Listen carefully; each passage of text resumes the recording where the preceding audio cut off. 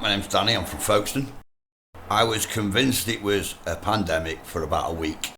And then when the rules didn't make sense and the rhetoric didn't make sense, I realised it was a scam.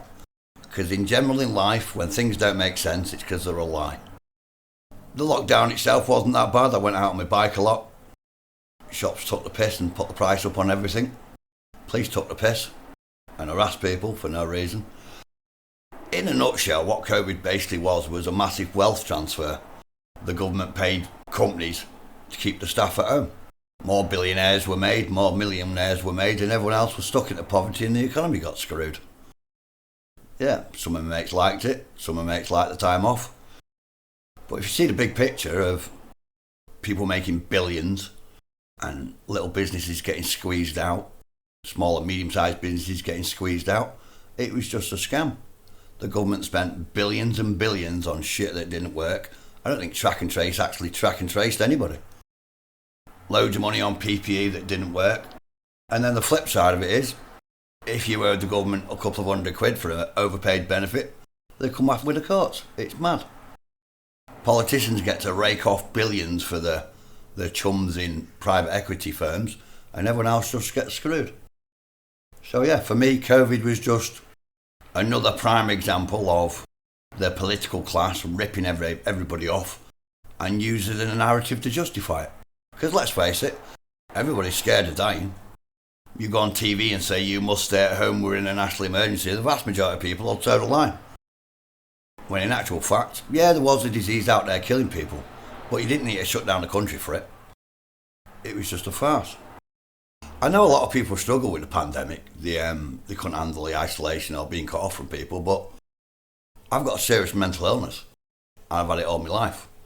And people who've got mental health problems, everyone I knew, what everyone else experienced when they suffered in lockdown, that's what people with mental health experience every single day.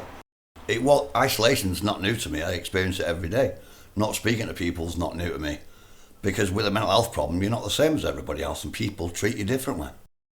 They just do.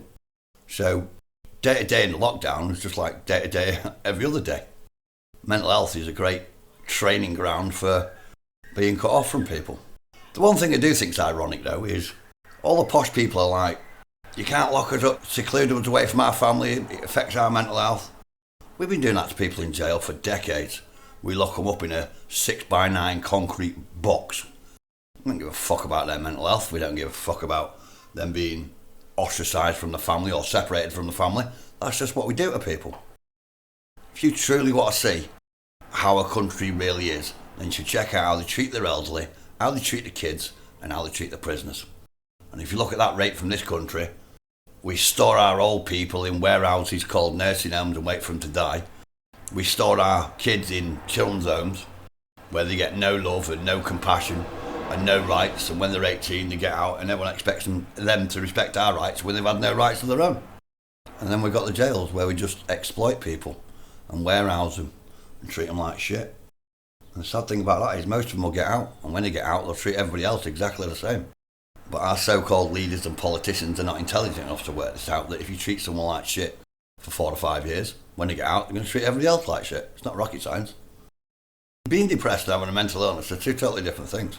Everybody gets depressed. I guarantee when there's a football match tomorrow, whoever loses, the people that support that team will be depressed. But that's totally different from being depressed enough to go to the top of a 19-storey block of flats and jump off it. Those are two different things. Statutory services are a joke, and voluntary services are so overwhelmed they don't need my shit as well as the shit they've got going on. I believe in God, I pray when I'm in trouble, and I rely on God. Sod everybody else. I don't mean sod everybody else in the context of sod their needs. What I meant is, I rely on God. I don't rely on people. I don't rely on the government. I don't even rely on myself. I was master of my life for 32 years and it was a car crash on steroids. I've been a Christian for 18 years now and it's a billion times better. I went from living in a skip to having a 1-bedroom flat. I went from having the clothes I'm stood up in to a couple of $1,000, a really nice bike and a nice life. But all that came through God. It didn't come through social services or the dole or the mental health team or the council. None of them had anything to do with it.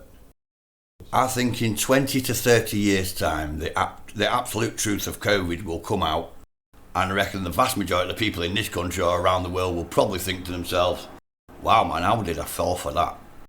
It was a scam. There was definitely a disease out there killing people. It definitely didn't need the reaction that it got. One of my best friends is an undertaker in this town.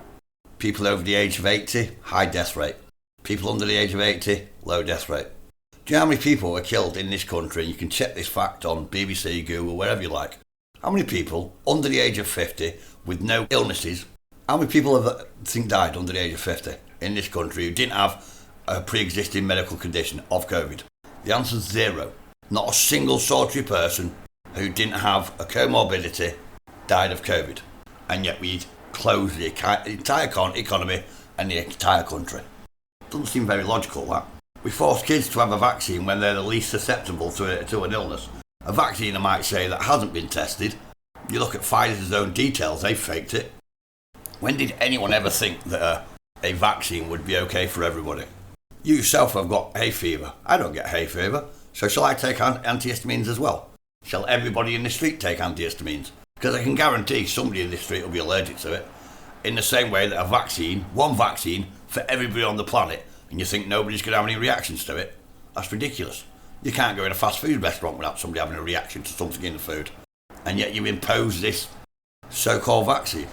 If you look up in a dictionary, or if you look up on Google, the definition of the word vaccine, it actually quotes, "A vaccine is a man-made substance that gives you immunity to a disease / diseases."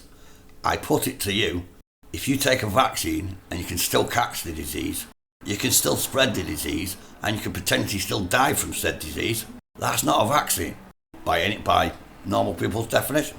And then you've got to ask, what do you think it was? It was a scam. What loads of people don't understand in this country is it's easier to con people than it is to convince them they've been conned.